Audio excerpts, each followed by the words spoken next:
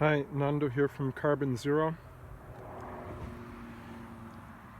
We're looking at these cucumbers that are infected with powdery mildew.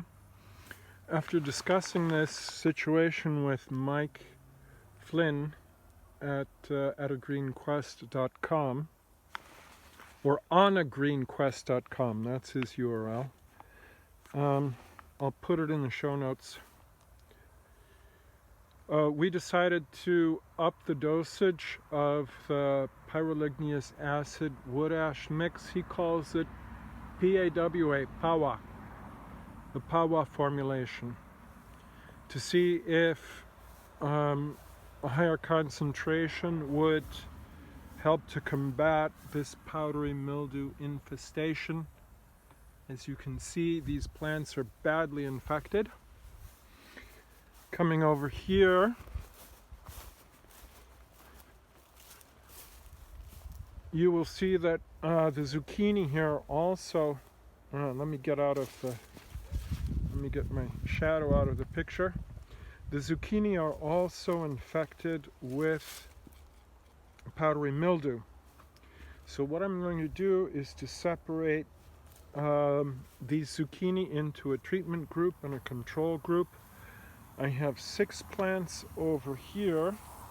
These will be the treatment group. And then I have 6 plants over here. 6 or 7, I have to count them again. These will be the control group. So I'll spray one group with the higher strength formula of PAWA, and I'll leave the control group here untreated, and we'll be able to see if there is a difference going forward. So I'll move on and make the formulation and show you how I'm doing it as I create it. Okay, the first thing I'm going to do is to add a touch of dish soap to the formulation as a wetting agent. It would be better to have an agricultural soap, but I don't have any at hand, unfortunately. So this is what my father used. I'm just going to do the same thing. So what I've done is to add enough of this dish soap. I just added a bit at a time, and I tested it on these broccoli leaves by dropping a few drops on it and seeing if it would wet the leaves. I noticed particularly with the broccoli that any spray that I add just beads up and runs right off. So this leaf is nicely wet with this much dish soap in the mix, so I'm going to go with that. Next, I'm going to use this little measuring cup to measure out 20 milliliters per liter. I've got 4 liters here, so that means I'm going to need 80 milliliters of wood vinegar in this container to come up to a 2% concentration. Let me measure that out now, and I'll add that to the mix. Okay, now I've mixed in the wood vinegar, the 80 milligrams of wood vinegar, and the 4 liters of water to create a 2% solution, and I'm getting an initial read on the pH of about 3.3. So now we'll start to add wood ash to gradually bring up the pH to 8.3. It takes a while for the pH to balance out, so I'll be adding it gradually and checking the pH as I go. It would be best to let the wood vinegar solution and wood ash sit together overnight or longer for the pH to stabilize, but I'm going to try to just do this quickly. Get the pH up to the target by carefully adding the wood ash a few grams at a time and hit the target I'm after. I'm measuring out the wood ash with a milligram scale. So this is another 5 grams, just to make sure that I'm really accurate. So checking the pH again after adding 10 grams of wood ash. The pH is now at 5.3. I can tell from previous experience that this isn't going to be enough. It slowly creeps up. It's now at 5.4. We could let it sit here for another day and it might creep up to 6.5 or so, but I'm in a hurry. So let's add another 5 grams of wood ash and see where the pH is at. Okay, now I've added 15 grams of wood ash, and the pH is slowly creeping up from 6.1, 6.13, 6.14,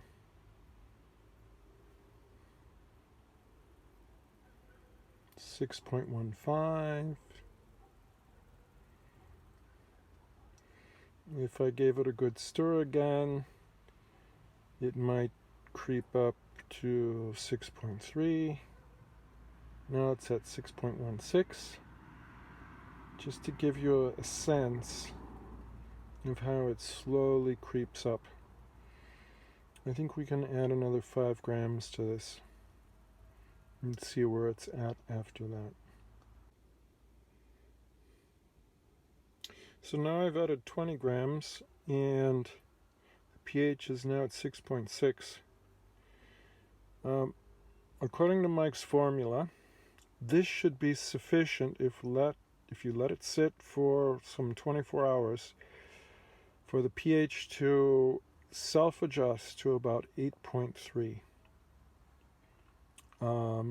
What he's saying is with a 2% pyroligneous acid or wood vinegar concentration, you want about a 0.5% concentration of wood ash.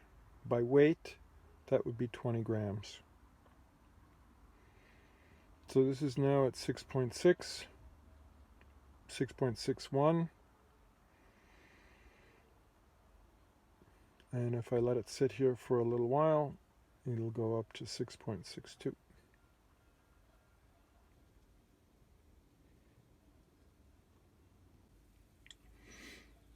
I stirred it for about 30 seconds, and the pH is now up to 6.71, just to show you how quickly it can go up.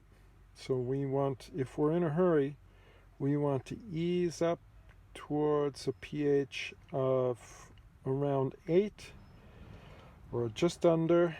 Give it a stir a few times until it's just coming up to about 8.2, 8.1, 8.2, and then pour it out and filter it. And by the time it gets in the container, particularly with all the mixing as it's going through the filter, it'll be up at 8.3. So what we're going to actually try to do is to hit about 8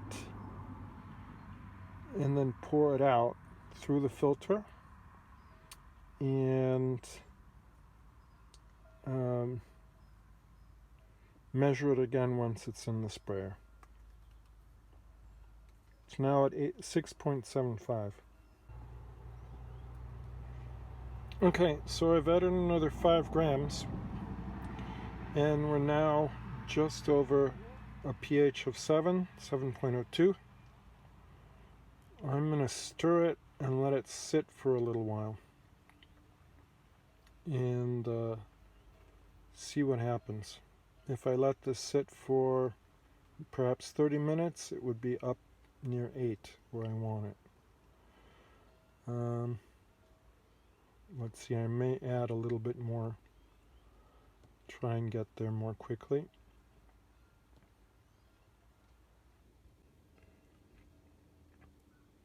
Okay, a couple of minutes of stirring, and it's already up to 7.3.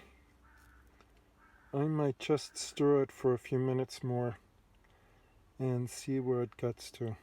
This may be sufficient just with some stirring and a little bit of waiting to get it up to 8.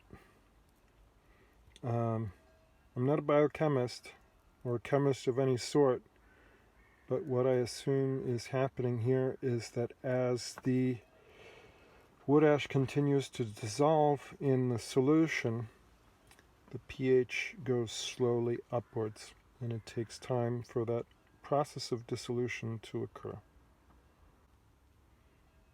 Okay, a few more minutes of stirring and the pH is up to 7.75.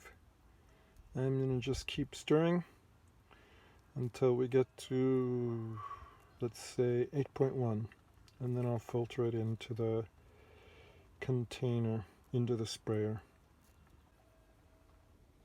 Okay, after a good few more minutes of stirring, the pH is up at 8.15. It's now 8.16. So what I'm going to do is to get the sprayer and then filter this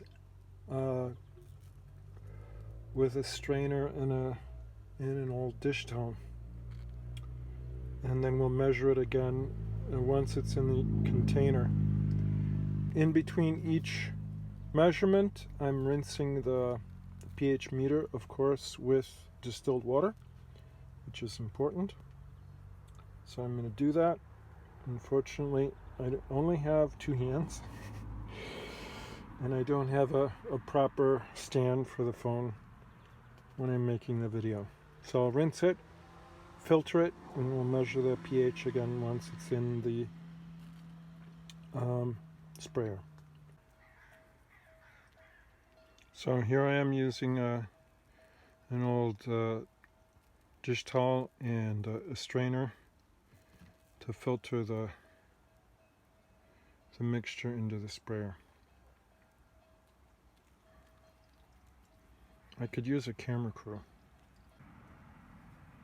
So after straining it into the sprayer, the pH was just a bit over 8.3, 8.32, 8.34, something like that.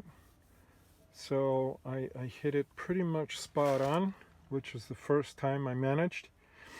If I would have stirred less and added maybe a couple of more grams of wood ash to hurry up the process, I might have stirred for at least 10 minutes to bring the pH up to 8.15. If I had stirred less and added more wood ash to get the pH up to the 8.1 range, it would have gone up more when I filtered it, and I could have gotten it up to 8.5 after I filtered it out, or even more. I've overshot it every time before. This is the first time I've hit it spot on, and basically I did that with patience and stirring, careful measuring. So I added, I think, a total of 25 grams of wood ash to this solution, to this 2% solution, to get it to 8.3, an 8.3 pH. If I would have let it sit for an hour or two, it would have also overshot the pH. So it's a balancing act. I'm going to put the plunger on this sprayer and spray the mixture on the cucumbers and zucchini.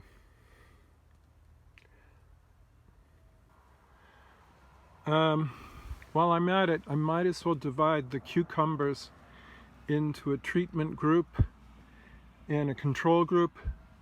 So I'm going to spray the north half of the cucumber row with this 2% Powdery mixture, and leave the south half of the row untreated.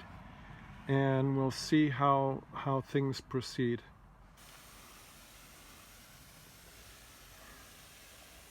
Here's what it looks like. Wish I had a camera person, but I don't. It's not so easy to use the camera and spray at the same time. Okay, that's it for this video, and I'll keep you updated as to how this solution to powdery mildew proceeds going forward. Thanks for watching. Hope I'm not making you dizzy. Bye for now. A big thank you to Mike Flynn at onogreenquest.com, one word, onogreenquest.com, for suggesting this power formula. As always, thanks for watching. Take care. Bye-bye.